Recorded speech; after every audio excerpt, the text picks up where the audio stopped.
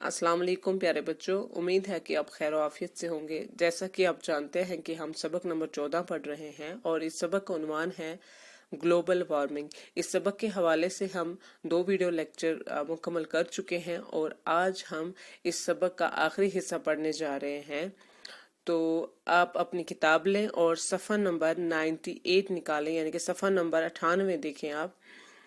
और इस सफ़ा का आखिरी पैरा जो है आज हम यहाँ से शुरू करने जा रहे हैं। हमने पढ़ा था कि जो ग्लोबल वार्मिंग का असर है वो पूरी ज़मीन पे उसका असर है, और जिसकी वजह से कुतबी इलाके यानी कि नॉर्थ और साउथ के जो इलाके हैं वहाँ पे जो पहाड़ हैं, जो बर्फ़ से ढके हुए पहाड़ होते थे, ग्लोबल वार्मिंग की वजह से वो तेज़ी से पिघल रहे हैं, जिसकी वजह से समुद्रों के पानी की सतह जो है वो दिन ब दिन बढ़ती जा रही है, और जिससे साहिली इलाकों को और जो जज़ाइर है यानी कि जजीरे की जमा जज़ाइर है, जजीरे पे जो मुश्तमिल ममालिक हैं उनको ज़बरदस्त ख़तरा लाहक है, जिसमें कि मालदीव का हमें ज़िक्र हमने किया था। और इसके अलावा हमने पढ़ा था कि जो हमारी वादी कश्मीर है यहाँ पे अल्लाह ताला की तरफ से दरिया, नदी, नाले, झील, चश्मे वगैरह हैं और इससे खूबसूरती है हमारी इस वादी में। लेकिन ये जो ग्लोबल वार्मिंग दिन ब दिन बढ़ रही है, इससे कहते हैं कि जो इंसानों का नक्लो हरकत जो ग्लेशियरों की और बढ़ रही है, लोग खुद अपने हाथ से नुकसान पहुंचा रहे हैं।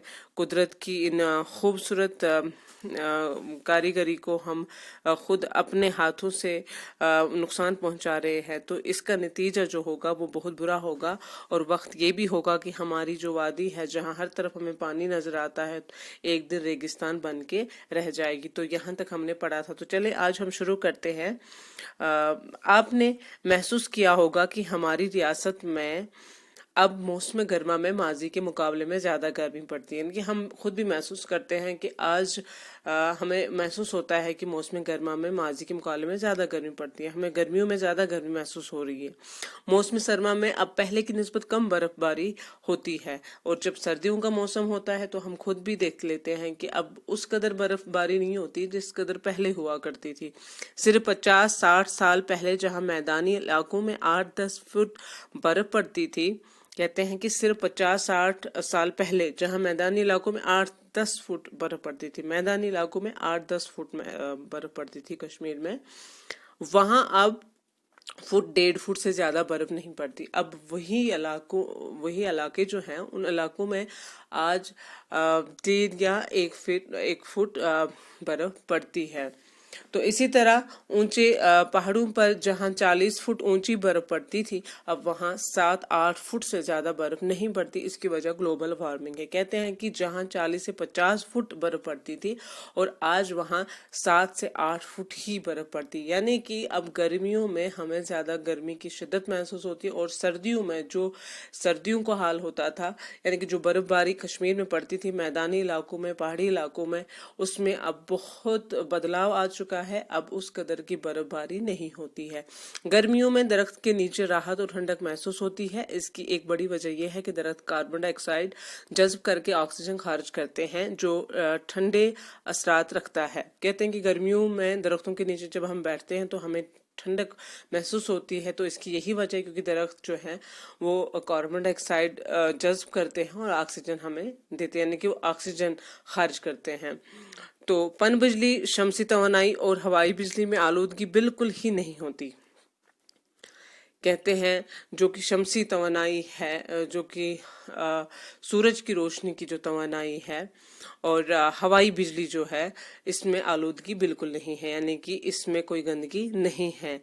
एलपी गैस में रिवायती ईंधन के मुकाबले में कम आलूदगी होती है, और जो एलपी गैस हम इस्तेमाल करते हैं उसमें उसके ईंधन में भी कम ही आलूदगी मौजूद होती है। इसलिए घरों में रिवायती ईंधन के बजाय इनको बरोकार लाया जा सकता है। रिवायती ईंधन के बजाय हम एलपी जो गैस है इसको हम ईंधन के तौर पे इस्तेमाल कर सकते हैं। तो आलमी सतह पर बेदारी लाकर मुतबादिल ईंधन का इस्तेमाल लाजमी है। तो आलमी सतह पे यानी कि पूरी दुनिया में हमें क्या करना चाहिए, हमें इसके मुतालिक हमें बेदारी लोगों के बीच हमें बेदारी जगानी चाहिए, اور اس میں تبدیل کرنا چاہیے کہ ایندھن ہمیں جو گھریلو ایندھن ہم استعمال کرتے ہیں اسے ہم کم کریں، اور یہ جو ایل پی گیس وغیرہ ہے اس کو ہم روایتی ایندھن کے مقابلے میں استعمال کرنا شروع کر دیں۔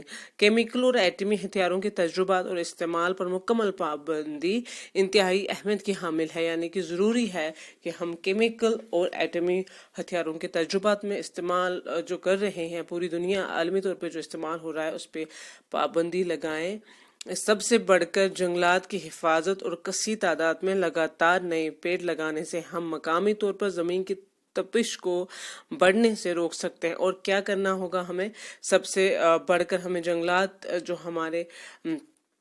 ہماری زندگی کے ایک خاص ضرورت ہے ہماری زندگی کے لیے، وہ جنگلات ہیں ہمارے، تو ہمیں ان کی حفاظت کرنا لازمی ہے، اور کثیر تعداد میں لگاتار نئے پیڑ اگر ہم پیڑ کاٹ بھی رہے ہیں تو ہمیں وہاں پہ نئے پیڑ لگانے چاہیے، اور ہمیں اگر ہم کاٹ بھی نہیں رہے لیکن پھر بھی ہمیں نئے پیڑ لگانے چاہیے، اور ہمیں مقامی طور پر زمین کی تپش کو بڑھنے سے روک سکتے ہیں۔ یعنی کہ ہم اگر ہر ایک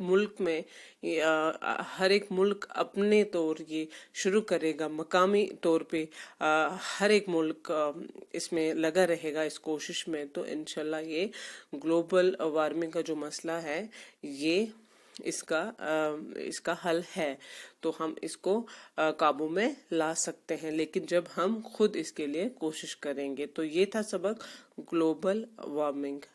شکریہ۔